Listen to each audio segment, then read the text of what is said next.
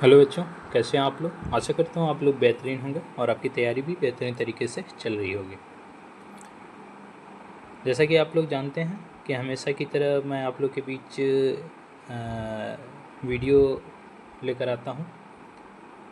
इस बार भी मैं आप लोग के लिए वीडियो लेक्चर लेकर आया हूँ जिसमें AGTA के महत्वपूर्ण क्वेश्चंस के बारे में हम एक बार फिर से जानकारी लेंगे।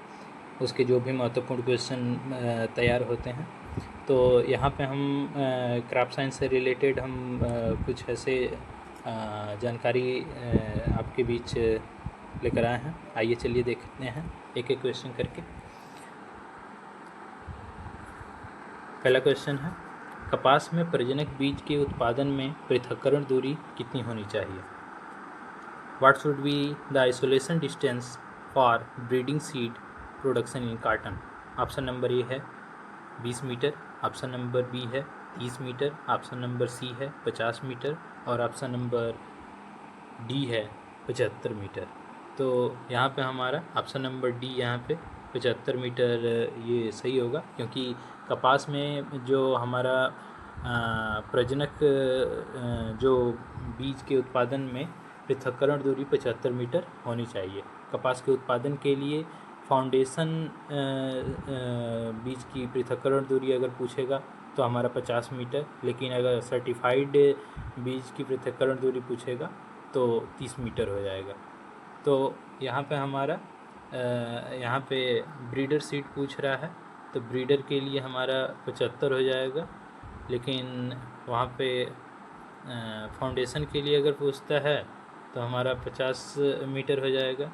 सर्टिफाइड के लिए अगर पूछता है तो हमारा 30 मीटर हो जाएगा। तो यहाँ पे हमारा ऑप्शन नंबर डी यहाँ पे सही होगा।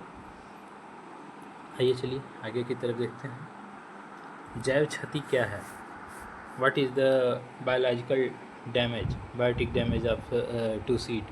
ऑप्शन नंबर ए है बीज को अधिक गहराई पर बोने से नष्ट होना। ऑप्शन नंबर बी है बीज में खरपतवारों के अधिक बीज होना। ऑप्शन नंबर सी है विभिन्न प्रकार के कीड़े मकोड़े तथा जीवधारियों द्वारा बीज की क्षति। ऑप्शन नंबर डी है बीज का जमाव के बाद नष्ट हो जाना। तो यहाँ पे हमारा ऑप्शन नंबर सी जो है जैव क्षति क्या है, तो ऑप्शन नंबर सी हमारा विभिन्न प्रकार के कीड़े मकोड़े तथा जीवधारियों द्वारा बीज की क्षति होना, ये हमारा ऑप्शन नंबर सी यहाँ पे सही होगा। क्योंकि जैव क्षति वो होती है जिसमें बीजों को किसी जीव जैसे कीड़े मकोड़े चिड़िया चूहा आदि के द्वारा नुकसान होता है, तो उसे हम जैव क्षति बोलते हैं। तो हमारा ऑप्शन नंबर सी यहाँ पे सही होगा। आइए चलिए आगे की तरफ देखते हैं। निम्नलिखित में से कौन बीजों की किस्म नहीं है। ऑप्शन नंबर ए है hybrid seed, option number B है composite seed, option number C है ब्रीडर सीड और ऑप्शन नंबर डी है म्यूटेंट सीड। तो यहाँ पर हमारा ऑप्शन नंबर डी जो है उत्परिवर्ती बीज म्यूटेंट सीड, ये हमारा बीजों का किस्म नहीं है। तो बीजों के किस्म में प्रमुखता अगर देखें तो breeder, foundation, registered, certified, hybrid, composite ये प्रयोग में लाई जाती हैं, लेकिन म्यूटेंट सीड जो है वो बीज की किस्म नहीं है। तो यहाँ पे हमारा ऑप्शन नंबर डी जो है यहाँ पे सही होगा। बीज की जीवन क्षमता पता करने की विधि नहीं है इसमें। ऑप्शन नंबर ए है respiration test, option number B है embryo culture method, option number C है सीड डॉर्मेंसी मेथड और ऑप्शन नंबर डी है इंडिगो कार्बाइन मेथड। तो ऑप्शन नंबर डी जो यहाँ पे होगा इंडिगो कार्बाइन मेथड यहाँ पे सही होगा। बीज की जीवन क्षमता पता लगाने की ये एक विधि नहीं है। इंडिगो कार्बाइन जो मेथड होता है ये एक साधारण तीव्र गति और सटीक विधि है जो जल में घुलनशील ऑक्सीजन की सूक्ष्म मात्रा को ज्ञात करने के लिए प्रयुक्त किया जाता है, न कि बीज की जीवन क्षमता को पता करने के लिए। तो यहाँ पे हमारा ऑप्शन नंबर डी जो है इंडिगो कार्बाइन मेथड या यहाँ पे सही होगा। आइए चलिए आगे की तरफ देखते हैं।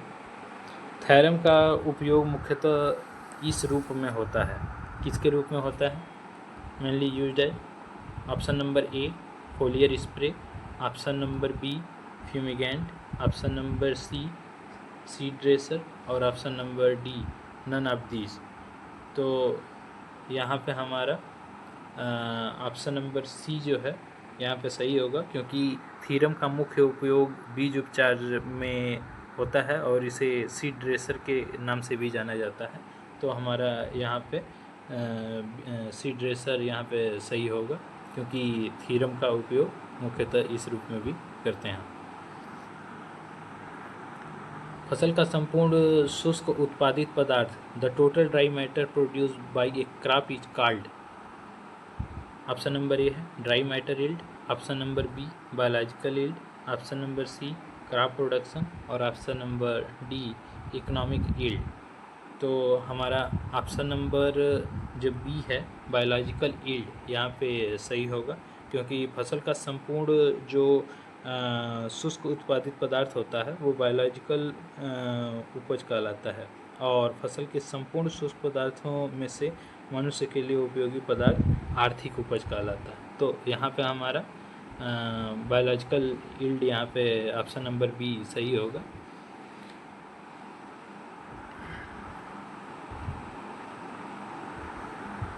सबसे महंगे बीज की श्रेणी है the most expensive class of seed is.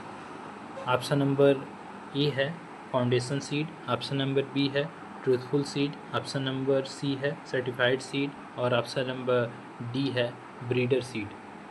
तो सबसे महंगे बीज की श्रेणी में अगर देखा जाए तो हमारा ब्रीडर सीड जो जनक बीज बोला जाता है वो यहाँ पे सही होगा, क्योंकि यह सबसे महंगा बीज होता है, क्योंकि ऐसे बीजों की आनुवंशिक एवं भौतिक शुद्धता 100% के बराबर होती है और इसकी मात्रा बहुत कम होती है, क्योंकि यह प्रजनक के नियंत्रण में तैयार होता है, इसलिए यह बीज बहुत महंगा होता है और ऐसे बीज प्लांट ब्रीडर के द्वारा उत्पादित किए जाते हैं।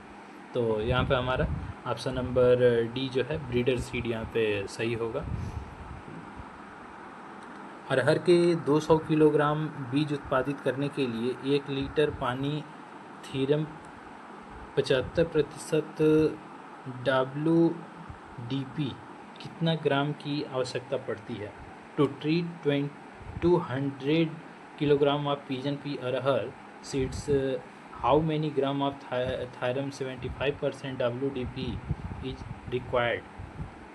Option number A 150, option number B 50, option number C 400 और ऑप्शन नंबर डी 200।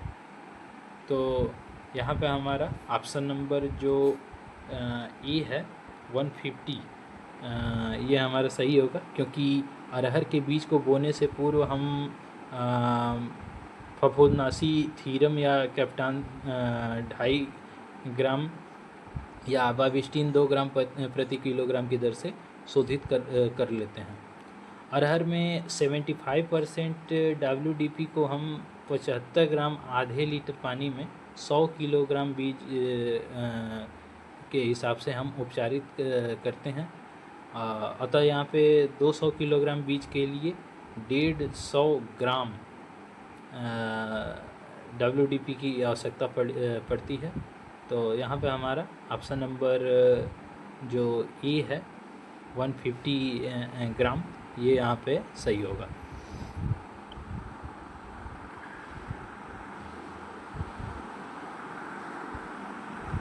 एक एकड़ फसल हेतु राइजोबियम का 1 पैकेट पर्याप्त होता है। ऑप्शन नंबर ए 150 ग्राम वाला, ऑप्शन नंबर बी 250 ग्राम वाला, ऑप्शन नंबर सी 350 ग्राम वाला, ऑप्शन नंबर डी 450 ग्राम वाला। तो यहाँ पे हमारा ऑप्शन नंबर बी जो है 250 ग्राम वाला ये सही होगा, क्योंकि 1 पैकेट 250 ग्राम राइजोबियम कल्चर 8 से 10 किलोग्राम बीज को उपचारित करने के लिए पर्याप्त होता है। तो 1 एकड़ फसल हेतु राइजोबियम का हमारा 250 ग्राम वाला पैकेट यहाँ पे पर्याप्त होगा। तो ऑप्शन नंबर बी हमारा यहाँ पे सही है। बीज उपचार हेतु प्रचलित रसायन, ये popular chemical use for seed treatment, option number A है 2,4-D, ऑप्शन नंबर बी है ब्यूटाक्लोर, ऑप्शन नंबर सी है कैप्टान और ऑप्शन नंबर डी है नन ऑफ द एबव। तो हमारा यहाँ पे ऑप्शन नंबर सी जो है कैप्टान यहाँ पे सही होगा, क्योंकि कैप्टान को हम मूलतः बीज शोधन हेतु फंजीसाइड के रूप में प्रयोग करते हैं, जिसे 2 से 3% तक इस्तेमाल किया जाता है। तो हमारा ऑप्शन नंबर सी जो है यहाँ पे सही होगा। प्रकृति में एक बीजपत्री कौन सा है? Which of the following is a monocotyledonous plant in nature? Option number A है मैंगो, ऑप्शन नंबर बी है लेमन, ऑप्शन नंबर सी है बनाना और ऑप्शन नंबर डी है पपाया, पपीता। तो यहाँ पे हमारा ऑप्शन नंबर जो सी है बनाना, ये हमारा एक बीजपत्री पौधा है। ये हम ऑप्शन नंबर सी यहाँ पे सही होगा। एक बीजपत्री फल अगर उनकी बात करें तो अनानास, केला, खजूर, नारियल, ये हमारा एक बीजपत्री पौधे में आते हैं। लेकिन अगर द्विबीजपत्री फल की अगर बात करें, फल वृक्ष की, तो जो हमारा आम यहाँ पे दिख रहा है, आम, करोदा, काजू, पपीता, ये सारी चीज़ें क्या बोला जाता है, द्विबीजपत्री में ये आते हैं। इसके कई सारे आम, करोदा, काजू, पपीता, आंवला, अखरोट, इमली, कटहल, अंजीर, अमरूद, जामुन, ये सारी चीज़ें ये डाइकाटिलिडनस प्लांट होते हैं। लेकिन यहाँ पे हमसे मोनोकाटिलिडनस प्लांट पूछ रहा है, तो हमारा यहाँ पे ऑप्शन नंबर सी जो है बनाना यहाँ पे सही होगा। खरीफ प्याज की खेती के लिए बीज की बुआई करनी चाहिए। For kharif onion cultivation seed sowing in nursery should be done in. तो ऑप्शन नंबर ए है दिसंबर जनवरी, ऑप्शन नंबर बी फरवरी मार्च, ऑप्शन नंबर सी मई जून और ऑप्शन नंबर डी जुलाई अगस्त। तो हमारा ऑप्शन नंबर सी जो है यहाँ पे मई जून, ये सही होगा, क्योंकि खरीफ मौसम के प्याज के कंदों की जो रोपाई होती है वो जुलाई अगस्त में की जाती है, जबकि बीज की बुआई मई जून में हम कर लेते हैं। तो यहाँ पे बीज की बुआई ही पूछ रहा है, सीड सोविंग, तो हम उसकी मई जून में कर लेते हैं। जबकि रबी मौसम में पौधशाला में बीज अक्टूबर नवंबर में बोए जाते हैं, जबकि रोपाई दिसंबर जनवरी में की जाती है। तो लेकिन यहाँ पे खरीफ पूछ रहा है कि इसकी सीड सोविंग कब की जाती है, तो मई जून में इसकी सीड सोविंग की जाती है।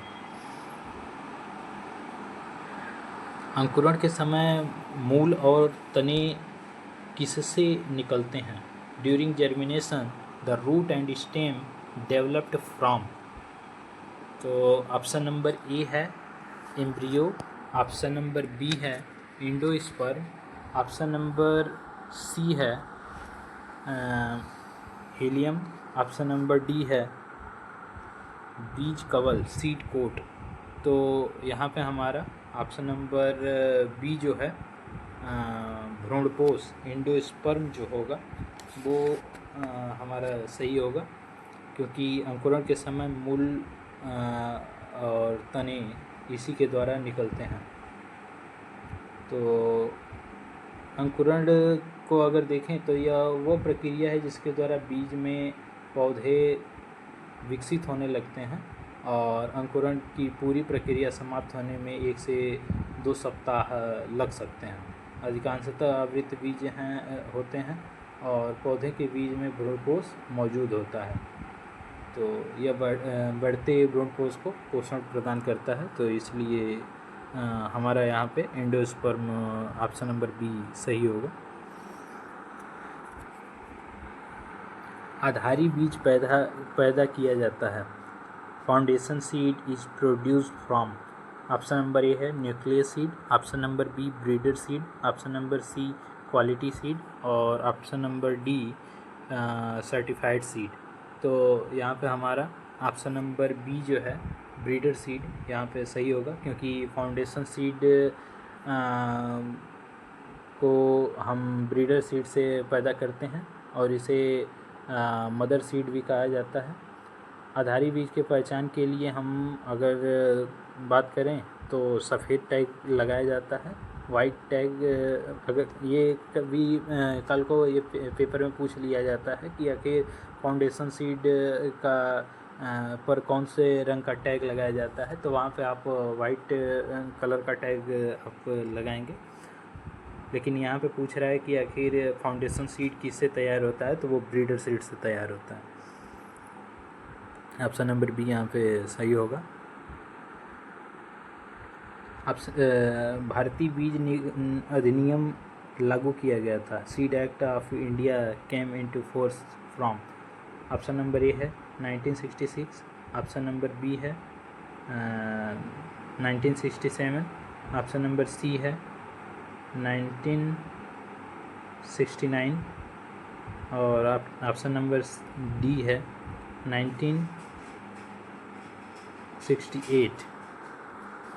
तो यहाँ पे हमारा ऑप्शन नंबर सी जो है 1969 ये यहाँ पे सही होगा, क्योंकि भारत सरकार ने 1966 में भारतीय बीज निगम स्वीकृत किया तो था, लेकिन इसको अक्टूबर 1969 में इसको लागू किया। तो हमारा ऑप्शन नंबर सी जो है यहाँ पे सही होगा, न कि ऑप्शन नंबर ए। और इस अधिनियम के बीज से संबंधित मामलों में राज्यों को सलाह देने के लिए एक केंद्रीय बीज समिति के स्थापना का प्रस्ताव दिया गया था, और इसके अलावा राज्यों में बीज प्रमाणन एजेंसियों और बीज प्रभावीकरण बोर्ड प्रयोगशालाओं का भी स्थापना का प्रस्ताव किया गया था। तो ये अगर लागू पूछेगा कि आखिर ये कब लागू किया गया था भारतीय बीज अधिनियम, तो 1969 लगाएंगे। ऑप्शन नंबर सी यहाँ पे सही है। राइजोबियम जैपोनिकम जाति का बीजोपचार हेतु प्रयोग करते हैं। Rhizobium japonicum species is use for seed treatment in. Option number A है मटर, ऑप्शन नंबर बी अरहर में, ऑप्शन नंबर सी सोयाबीन में और ऑप्शन नंबर डी चने में। तो हमारा यहाँ पे राइजोबियम जैपोनिकम जो है वो ऑप्शन नंबर सी यहाँ पे सही होगा, सोयाबीन में, क्योंकि राइजोबियम जैपोनिकम का बीजोपचार में सोयाबीन में किया जाता है। जबकि मटर की फसल में अगर पूछता है कि मटर की फसल में किसका, तो राइजोबियम लेगुमिनोसेरम का प्रयोग किया जाता है। गन्ने में कार्बेंडाजिम, ट्राइकोडर्मा एमपीपी। चावल में अगर पूछता है तो ट्राइकोडर्मा का ही प्रयोग किया जाता है। लेकिन यहाँ पे हमसे राइजोबियम जैपोनिकम पूछ रहा है, तो ये सोयाबीन की फसल में होगा। बुआई है तो जिस बीज को प्रत्येक वर्ष बदलना पड़ता है वह है option number A breeder seed, option number B hybrid seed, option number C foundation seed और option number D certified seed. तो ऑप्शन नंबर बी यहाँ पे जो हाइब्रिड सीड है वो यहाँ पे सही होगा, क्योंकि बुआई हेतु संकर बीज को प्रत्येक वर्ष बदलना पड़ता है और संकर बीज उगने वाले पौधे आमतौर पर कमज़ोर और अधिक परिवर्तनशील होते हैं और आमतौर पर इनके फूल छोटे मतलब आकार के होते हैं। तो यहाँ पे हमारा option number B hybrid seed यहाँ पे सही होगा। तो अगर पूछें कि पेपर में पूछ लिया जाता है कि हाइब्रिड, ब्रीडर, फाउंडेशन, सर्टिफाइड, इनके लिए कौन सा कलर का टैग यूज होता है, तो जो हमारा प्रजनक बीज होता है ब्रीडर सीड, उसके लिए गोल्डन येलो का प्रयोग कलर टैग का प्रयोग करते हैं।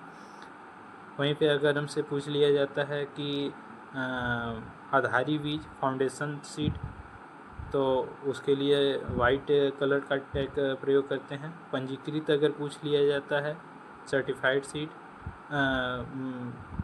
तो उसके लिए ऑरेंज पर्पल। प्रमाणित अगर पूछ लिया जाता है सर्टिफाइड सीड पंजीकृत रजिस्टर्ड हो जाता है, और प्रमाणित सर्टिफाइड सीड के लिए ब्लू टैग का प्रयोग करते हैं। तो ये भी थोड़ा ध्यान देने योग्य बातें हैं। अब लेकिन यहाँ पे आपसे जो प्रत्येक वर्ष बदलने के लिए बदलना पड़ता है, तो उसके लिए हम हाइब्रिड सीड ही होता है। ऑप्शन नंबर बी हम यहाँ पे सही लगाएंगे। अंकुरण के दौरान मूलांकुर जिसको रेडिकल कहते हैं तथा डंडी का भ्रूण जिसको पल्म्यूल कहते हैं, निम्न में से किससे विकसित होता है? ऑप्शन नंबर ए है एम्ब्रियो, ऑप्शन नंबर बी है एंडोस्पर्म, ऑप्शन नंबर सी है हीलियम, और ऑप्शन नंबर डी है सीड कोट।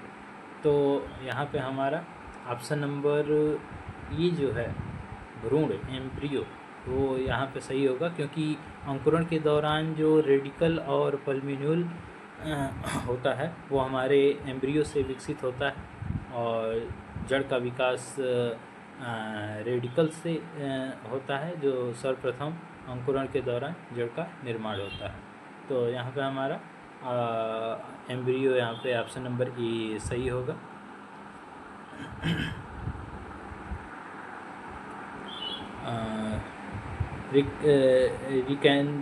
रिकैल्सिट्रेंट सीड बीज का उदाहरण है।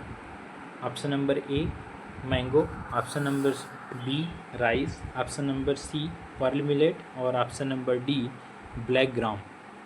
तो यहाँ पे हमारा ऑप्शन नंबर ए जो है मैंगो यहाँ पे सही होगा।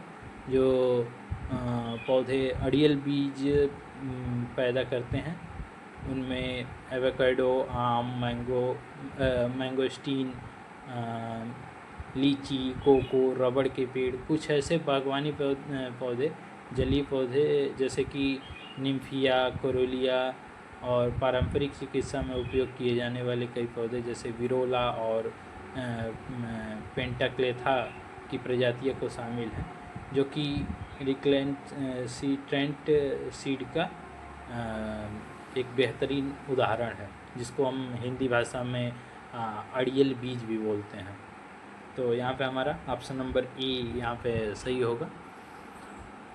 आइए आगे की तरफ देखते हैं। आधार बीज के कट्टे पर लगे चिन्हित पत्र जिसको हम टैग बोलते हैं का रंग होता है the colour of the tag attach to the container of foundation seed. तो ऑप्शन नंबर ए है वाइट, ऑप्शन नंबर बी है ग्रीन, ऑप्शन नंबर सी है ब्लू, ऑप्शन नंबर डी है गोल्डन येलो। तो हमारा ऑप्शन नंबर ए जो है यहाँ पे वाइट ये हमारा सही होगा, क्योंकि जो हमारा फाउंडेशन सीड होता है उसके जो कट्टे होते हैं, कंटेनर होते हैं, उन पर सफ़ेद रंग का टैग लगा होता है, लेकिन वहीं पर अगर प्रजनक बीज पूछ देता है तो वहाँ पे हम गोल्डन येलो, और सर्टिफाइड अगर पूछ देता है तो नीला रंग का, और पंजीकृत अगर पूछ देता है तो वहाँ पे बैगनी रंग का प्रयोग कलर टैग प्रयोग किया जाता है। तो हमारा यहाँ पे फाउंडेशन सीड पूछ रहा है, तो ऑप्शन नंबर ए सफ़ेद टैग यहाँ पे सही होगा। वे बीज जो निम्न आर्द्रता पर सुखाए जाते हैं एवं बिना जमाव क्षमता खोए निम्न तापमान पर संग्रहित किए जाते हैं। ऑप्शन नंबर ए है दुर्दम्य बीज, ऑप्शन नंबर बी है सक्रिय बीज, ऑप्शन नंबर सी है पारंपरिक बीज ऑर्थोडॉक्स सीड, और ऑप्शन नंबर डी है प्रमाणित बीज। तो यहाँ पे हमारा जो चीज़ है वो हमारा ऑप्शन नंबर सी यहाँ पे सही होगा। पारंपरिक बीज ऑर्थोडॉक्स सीड जो है वो यहाँ पे हमारा सही होगा।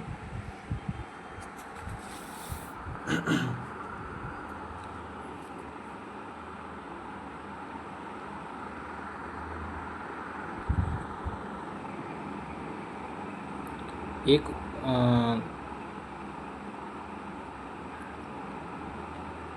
एक उन्नत किस्म की उत्पत्ति अवस्था के शुरुआत का बीज जो सीमित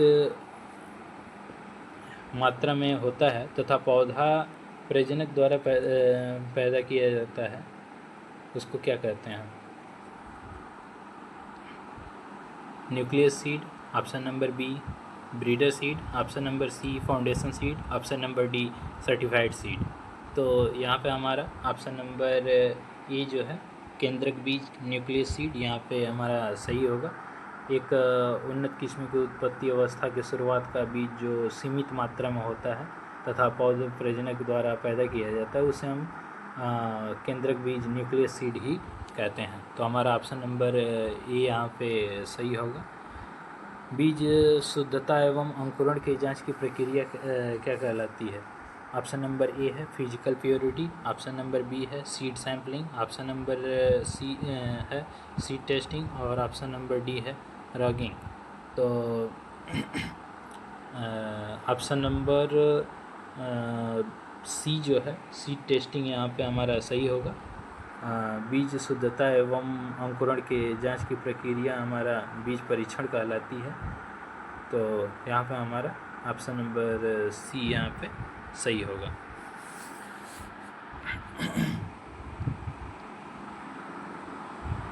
ग्रो आउट टेस्ट किस लिए किया जाता है? ग्रो आउट टेस्ट GOT जिसको शॉर्ट टर्म में बोलते हैं conducted the determined. Option number A है physical purity of seeds, option number B है genetic purity of seeds, option number C है seed germination percentage, option number D है seed health and shape.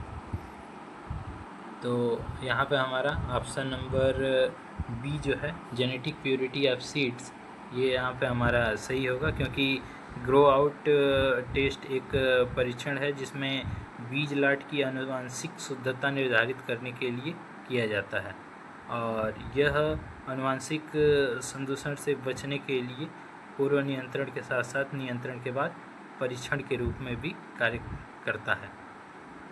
तो यहाँ पे हमारा ऑप्शन नंबर बी जो है जेनेटिक प्योरिटी ऑफ सीड्स यहाँ पे ये सही होगा, ऑप्शन नंबर बी। भारत में बीज उत्पादन की किस पीढ़ी पद्धति को अपनाया जाता है? Which germination system of seed multiplication of officially adopted in India.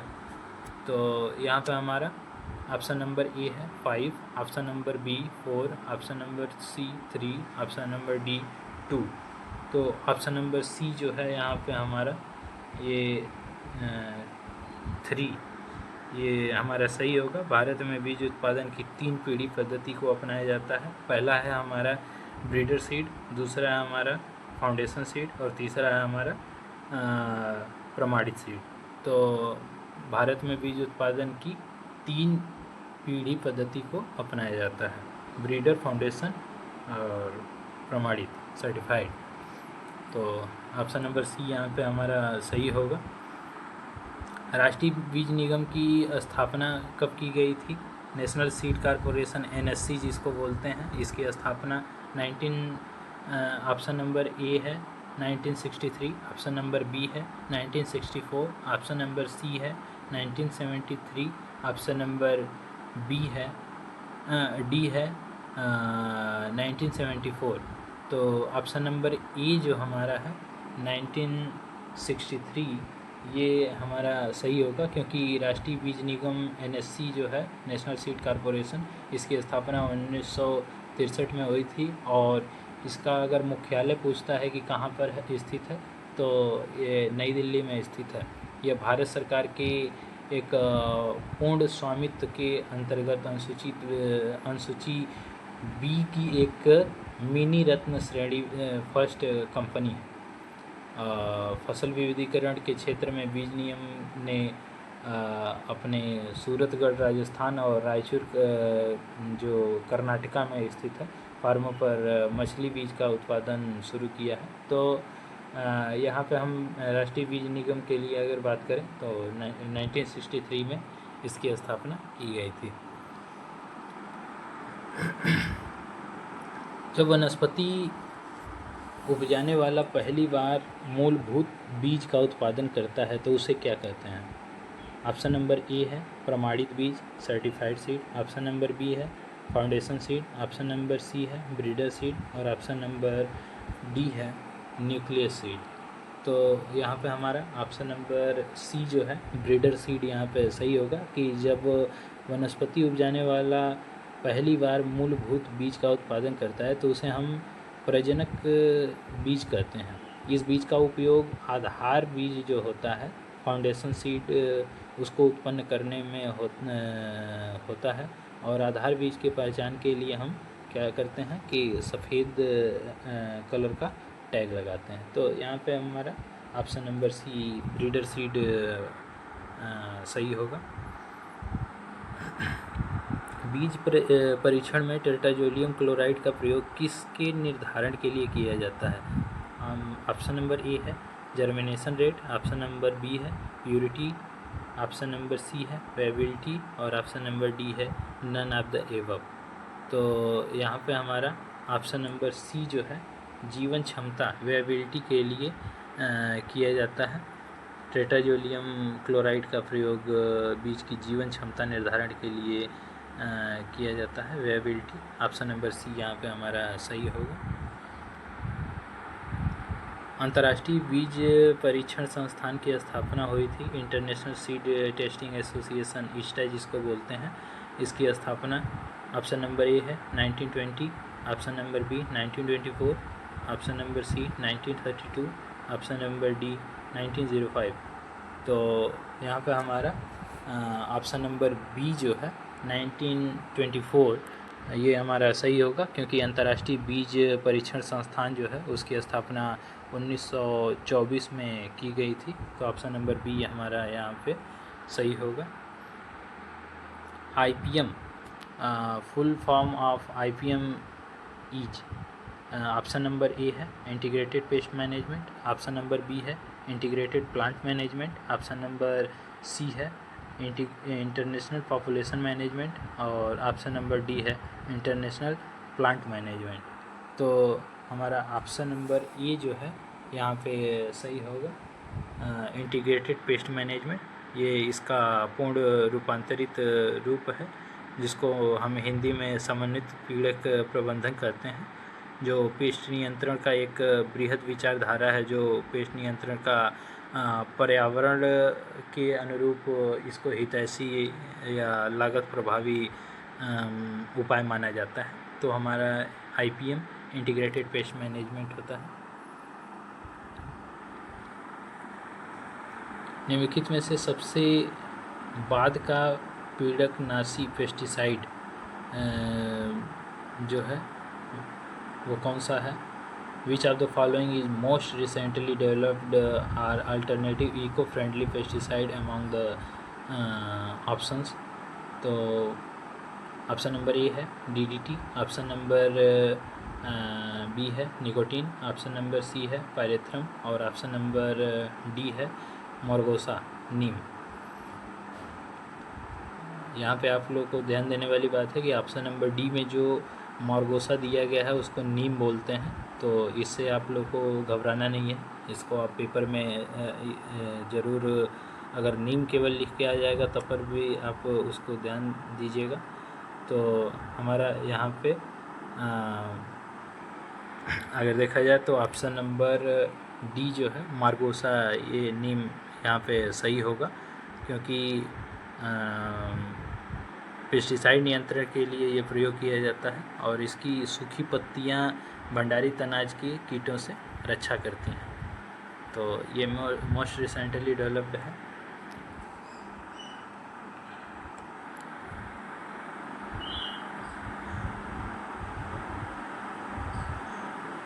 बीज विज्ञान मुख्य रूप से संबंधित है। Seed science is primarily concerned with. Option number A है बीज उत्पादन एवं प्रसंस्करण, seed production and processing. Option number B है केवल बीज के विपणन से। ऑप्शन नंबर सी है वीड कंट्रोल और ऑप्शन नंबर डी है नन ऑफ दीज। तो यहाँ पे हमारा ऑप्शन नंबर ये जो है सीड प्रोडक्शन एंड प्रोसेसिंग ये यहाँ पे सही होगा। आशा करता हूँ आप लोग को ये सारी जानकारी अच्छी लगी हुई होगी। ऐसे ही जानकारी के लिए आप हमारे चैनल से बने रहिए। आप अपने दोस्तों को भी ये वीडियो शेयर कर सकते हैं, लाइक कमेंट्स कर सकते हैं और किसी भी अन्य ग्रुप में आप इस वीडियो को शेयर करके अपने दोस्तों को की हेल्प कर सकते हैं जो परीक्षा के अनुपयोगी, जो AGTA, केन सुपरवाइज़र और एग्रीकल्चर से रिलेटेड किसी भी अन्य प्रतियोगी परीक्षाओं की अगर तैयारी कर रहे हैं तो उनके लिए ये काफ़ी ज़्यादा महत्वपूर्ण बन जाता है। फिर मिलते हैं और भी नए क्वेश्चंस के साथ एक नए वीडियो में। तब तक के लिए धन्यवाद।